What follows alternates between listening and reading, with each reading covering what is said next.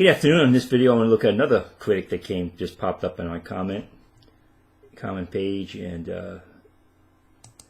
let's go to here, and let's see.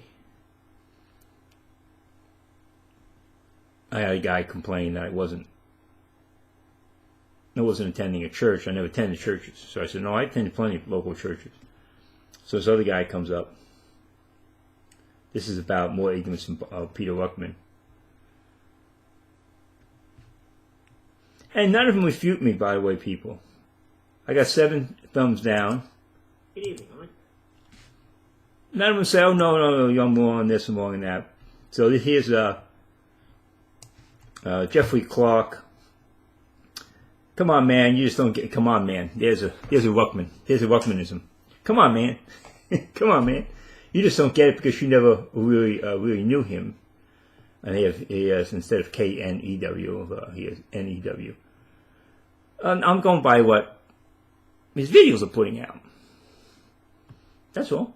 Now you're telling us what we do in church and you don't go there. Well, I'm talking about churches. Many people in churches are lost. And a lot of people in church want to pretend that they're saved. That's a fact. That's not. You don't have to go to church to observe that. That's the truth. You pretend to speak the truth. Come on, man. There you go. Yes, there's a guy, Ruckman. Come on, man.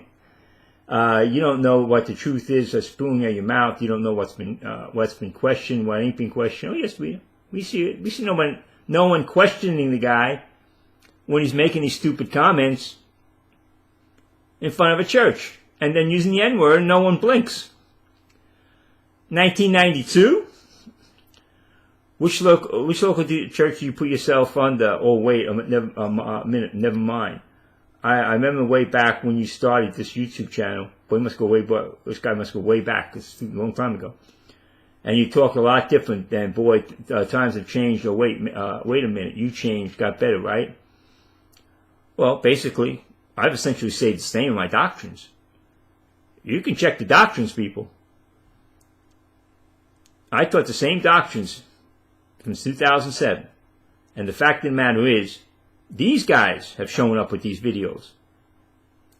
Now, I always gave credit to Ruckman for defending the King James Bible. But more and more of this stuff came out with this faith works stuff, with dispensationalism. And that became a major issue. And then, of course, his racial issues became more of an issue because his followers are spreading it. That became more of an issue. Got more spiritual. That's great to be spiritual, brother, but don't talk about things you don't know about. You're right up there with Dinger. I guess he meant Sir Brian. Gone off the beaten path, beating your own path. Okay. And so here's another reply after I gave comments. I've been playing local churches, blah, blah, blah. Jeremy Hicken. Yeah, we've all been in more churches than you can shake a stick at. Okay. But the point this guy was making, I hadn't gone to local churches. Are you out street preaching? Are you handing out tracts? Now, it always comes back to the issue of soul winning. If you're not soul winning, are you out there street preaching? Are you handing out tracts? Or doing everything you possibly can to keep sinners from going to hell? Well, I'm making videos. To warn people. I give them the correct gospel, unlike you guys. See, these guys are street preaching people. The Lord said that the Pharisees go across the ocean, and make converts who are twice the children of hell than they are. These guys are preaching a false gospel. So the fact they're handing out tracts, which are false tracts, and the fact they're going street preaching and teaching a false gospel is nothing. It's the devil's work. It's the devil's work. They're handing out false tracts and doing false street preaching. False gospels. All you do is whining about this guy, that guy, this guy's a racist, that guy, this guy, blah, blah, blah. Is God a racist? He's the one who commanded the Jews to not intermarry. Yes, we all know why. It led to idolatry. Oh, yeah, they don't accept that. Yeah, we all know why. It led to idolatry. That's the point. It was never racial. It was always spiritual. And that's the thing these Ruckman idiots can't get through their head. He's the one who commanded the Jews not to intermarry. Yes, we all know why it led to idolatry. Yeah, well, Ruckman didn't know that. And all his followers don't know that. But man, for once, go do something productive for the kingdom instead of just whining all the time. So there you got the guy, you know. When I went to his channel, he had nothing on his channel, which is a fake channel. So that's what you're getting.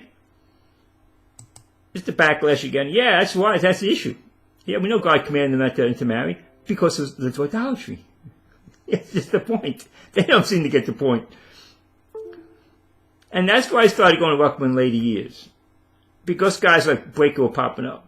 And Dengler changing his views and moving towards a racist view and faith works view and faith, you know, in the Old Testament and the New Testament and Lordship salvation that he had, and the anti-Trinitarian that he had hidden for years.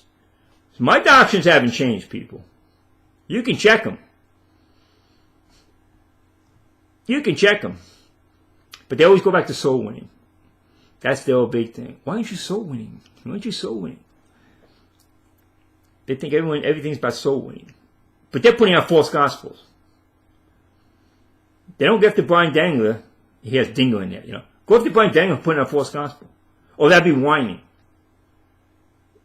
That would be whining. So you can't expose Brian Dengler for putting out a false gospel when he tells you to ask to be saved.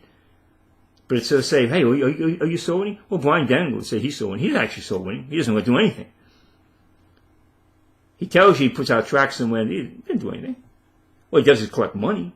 But you don't go after Brian Dengler for putting out a false gospel. That would be whining according to you. What are you whining about? Going through Robert Breaker for teaching interracial marriage is optional. You know, it's a sin really, but he's tolerant of it. He's going to search the scriptures so he could be convinced. His conviction would be scriptural. And now all these guys, the faith works, you know, and they all teach, you know, in the Old Testament, they all teach you that the issue of racial, you know, and Ruckman's up there teaching, intermarriage, you know, and Ham, Shem, and Japheth. And this guy just admitted. Oh, yeah, we all know why. It was because it led to idolatry. Well, why did that happen? Because they were worshiping false gods, and that's with the race. You know, Ham has a sex problem. You know, yeah, well, what does Shem have, and what does Japheth have? Japheth, you know what Ruckman said? Japheth says we're the killers. Ruckman said Japheth was the killers. We know how to kill people, a lot of people. That's what we're good at. And Shem was religious. Idolatry. So you want to put people in there and say, well, yeah, and like somehow you'll make the issue the sex thing. Say, okay, well, all right. You want to put trends in racial lines. You look at the idea, well, you know, the white people are very good at organizing armies and making nuclear devices and blowing people up. What a wonderful testimony. We go around killing people by the millions. You know, and then Shem was out there spreading false religions. The false religions usually come from Shem. Of course, the true religion came from Shem, Israel, you know, Oriental. But you break these things in racial lines, it comes down, you all sin the fall short of the glory of God. That's it. That's why they went into interracial marriage, because they're afraid to curse. You know, well, you know, God cursed Ham, but you know, you need to marry, you know, you get that curse all messed up, you know. So get out of here, will you? But he admitted that. We all know it was because of idolatry. Oh, get out of here. You're whining. No, just let these guys teach false gospels, teach false doctrine. Let them do what they want. But go out and street preach. Go out and put the track out. Oh, the track might teach a false gospel, but that's okay. Now get a little... Nobody watches these videos, a few hundred people. And yet this seems very we get under the nerves. It does. You know, I got, you know, Dengler, you know, popping up, you know. Your life's going to end soon, Ned. And a lot of people's going to leave your videos. They can't stand your video. Okay, go. He's the guy he's the guy that needs subscribers for money. He keeps begging for money. My car's broken down. My house is broken down. I'm going to build a big ministry building, and I need people to donate, and so I can send out DVDs, which you got to pay for. He's not sending them out free, people. So I'm about breakers out there, smiling at you and lying to you at the same time about faith works in the Old Testament and other nonsense he preaches. I don't date set, but I'll find a date somewhere. It's in there somewhere. The Father told Jesus, no man knows the day or the hour, not even the Son. But we know, certainly the Son knows men out. So that means he told us. It's Book of Revelation. Why would he have to tell us? Oh, by the way, he's got it on Breaker a second. On Breaker, on the live feed that he did with Max, Breaker pointed this book out, the Dispensations for Darby. And at the last part of the section, he didn't talk about the book at the last part. He said, I think he was going to do a video on appendix, date setting. As a reminder for the folly of date setting for any who might be tempted to so do so, below is a partial list of those who have set dates in the prophetic studies for the apocalypse, some still in the future. Now, they wouldn't set specific dates. They'd give around. Everybody says, well, I don't set date setting because it's like kind of around a period, 9 months or something. This is, look, it's an appendix, date setting. Got a whole appendix on the foolishness of date setting. So our break gets up there, and he'll be up there saying, I'm not really a date setter, but he goes, well, it's around this period, I'll look at the stars and the moons and the sun, look at that, look at this, look at that. But anyway, I just want to give you a hint what's going on there.